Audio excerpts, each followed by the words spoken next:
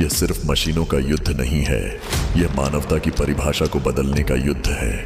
जब इंसान और रोबोट के बीच की दीवार गिरने लगे तो क्या होगा? जब तकनीक ने अपना चेहरा बदल लिया तब इंसान को समझ आया कि उसने क्या पैदा किया है। लेकिन अब ये मशीनें उससे कहीं आगे निकल चुकी हैं।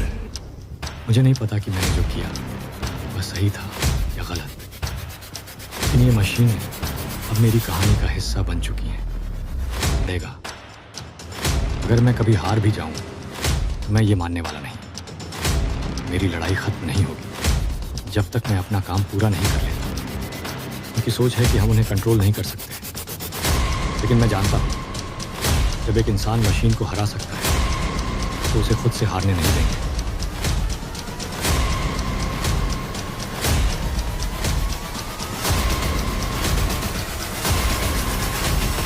কি হবে যদি মানুষ এআই কে নয় বরং এআই মানুষকে নিয়ন্ত্রণ করে? একসময় মানুষকে পৃথিবীর সবচেয়ে বুদ্ধিমান ভাবে, কারণ মানুষ চিন্তা ভাবনা করতে পারত আর কম্পিউটার চিন্তা করতে পারত না।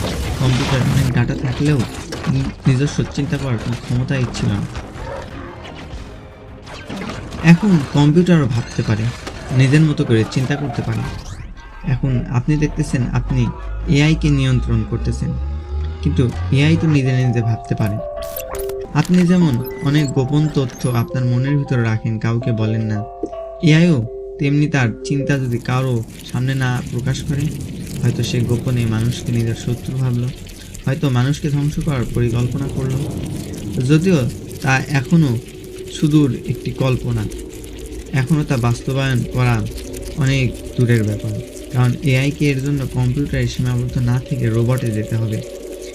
আর কম্পিউটারে কিন্তু আপনার আমার মতো একজনের জ্ঞান নেই। পৃথিবীর বড় বড় বিজ্ঞানী, দার্শনিক, ডাক্তার, ইঞ্জিনিয়ারদের জ্ঞান একত্রে এআই থাকতে পারে। অর্থাৎ এআই বর্তমানে মানুষকেও ছাড়িয়ে গেছে। আর অতি উন্নত এআই এর একটি ক্ষমতা কি জানেন? সে নিজে নিজে সব কিছু শিখে নিতে পারে, তাকে আপডেট করার প্রয়োজন হয় না, সে নিজে নিজে আপডেট করে। এইভাবে যদি এআই আপডেট হতে থাকে তাহলে একটা সময় সে কি করবে সেটা মানুষ কখনো কল্পনাও করতে পারে না। আজ থেকে 100 বছর আগে মানুষ এখনকার প্রযুক্তি সম্পর্কে যেমন কল্পনা করতে পারে না, সেরকম আজ থেকে 100 বছর পর ভবিষ্যৎ প্রযুক্তি কিরকম হতে চলেছে এইটাও কেউ কল্পনা করতে পারবে। আর ভবিষ্যতে প্রযুক্তিটা যে দ্রুত গতিতে উন্নয়নের পথে যাচ্ছে, এর কতটুকু ক্ষতি এবং ভালো দিক রয়েছে এটা সম্পর্কে আমরা না ভেবে এটাকে উন্নত করতেছি এবং ব্যবহার শুরু করতেছি। যদি মানুষের শত্রু এআই নাও হয়, তাও এআই মানুষের অনেক ক্ষতি করতেছে। তবে সেটা সবার না। ফোন যেমন অনেক মানুষের ক্ষতি করে, আবার অনেক মানুষের কাজের ব্যবস্থা করে দেয়, তেমনি এআইও অনেক মানুষের ক্ষতি করতেছে, অনেক মানুষের ভালো করতেছে। এআই মানুষের কি কি ক্ষতি করতেছে এবং তার থেকে বেঁচে থাকার কি উপায় রয়েছে তা সামনের দিন আমি আরেকটি পর্ব নিয়ে ভিডিও আনবো। এটা হবে ম্যান ভার্সেস এআই। এখন সর্বশেষ কথা, এআই পরিশেষে একটি যন্ত্র। যদি এটি মানুষের ক্ষতি নাও করে, তাও এটি ভুল কারোর হাতে পড়ে যেতে পারে। আর যদি তা যায় তাহলে এটি মানুষের অনিষ্ট করতে সময় নেবে না।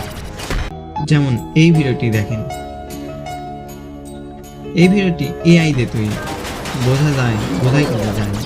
এরকম এআই দিয়ে আরও অনেক খারাপ ব্যবহার রয়েছে, যার দ্বারা খারাপ লোক আমাদের ক্ষতি করতে পারে। হয়তো আপনার ব্যাংক অ্যাকাউন্ট ব্যালেন্স কেউ হ্যাক করে নিল অতি সহজে।